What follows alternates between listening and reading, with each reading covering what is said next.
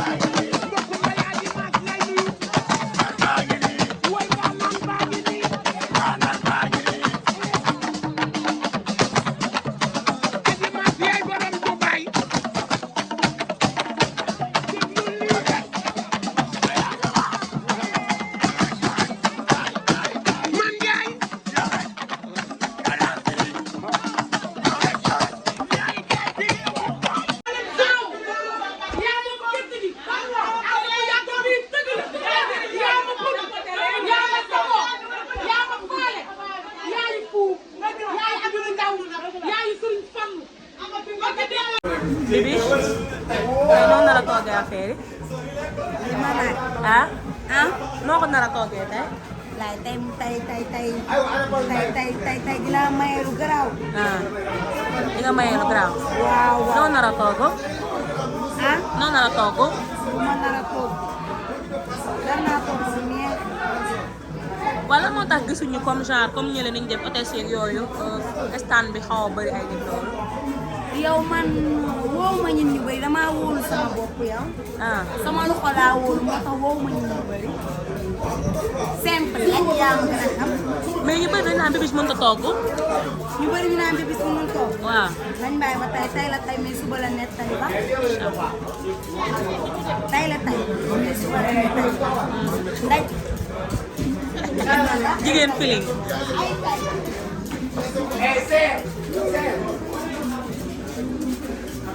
dafa neex.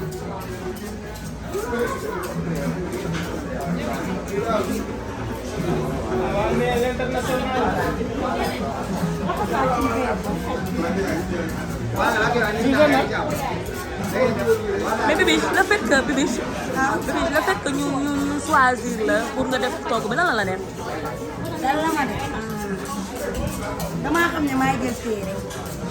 comme choix bi parce que sànq Bijou Ngoné mi ngi wax naan affaire bi képp ku marqué wu sa empreinte rek bokk comme Bébis dafa prouvé. damaa prouvé. damaa marqué sama empreinte dëgg bu nii te tey maa koy gagné. nu ma ñëpp xaar. mais ma boole si togg bi nag nu ma ko dundee. neex na ma ndax damaa wóolu sama bopp. mais tey jii nii des fois li ngay dund TikTok bu mbekk commentaire yeeg yooyu lan la lay def. sant yàlla rek ndax oto bu ci kanam rek. dañuy corné. oto bu nekk si des fois ñu gis la nga xeexam ñoom sa xol jeex sa xol di seey. des fois wala may tamit jooy. waaw. ñu may tooñ. mel ni côté baax boobu nag préparé wu ci bu baax dafa mel ni Bébis miinul lool. loolu service da rek loolu kii daa am personnel la ma su ma taalee sama téléphone lu may def ak su ma taalee sama téléphone loolu bokkul.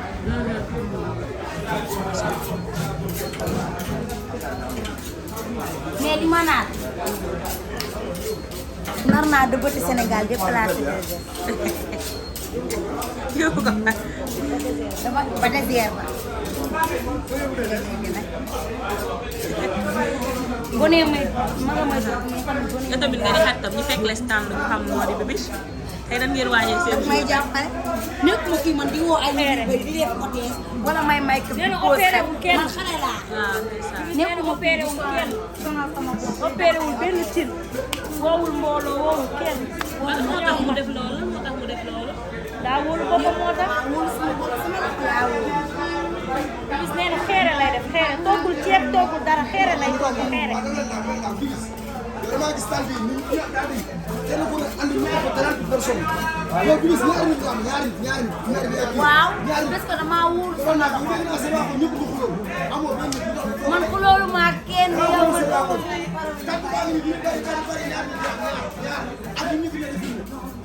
wuyu ma damaa wóolu sama loxo looloo tax. ah mooy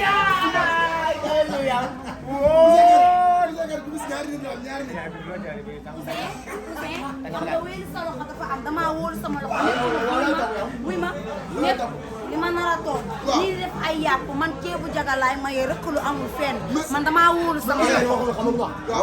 waa mbaa bi de suum ngay toog ñu ne ko wax. Sow lay toog askan wi ne soom ngay toog. lan lay toog lan lay toog lu may toog ceebu jaga bu mbër leelu bu amul fenn.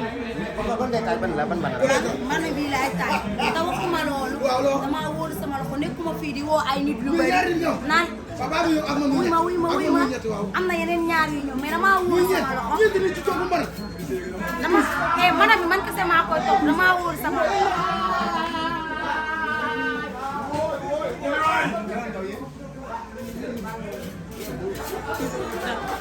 sama loxo laa wóolu looloo tax damaa wóolu sama loxo.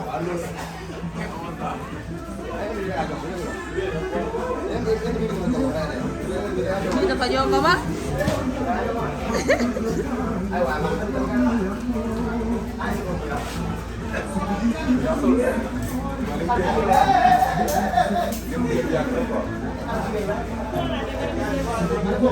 Yambara laa toog waaw waaw takk sa yaram takk sa maat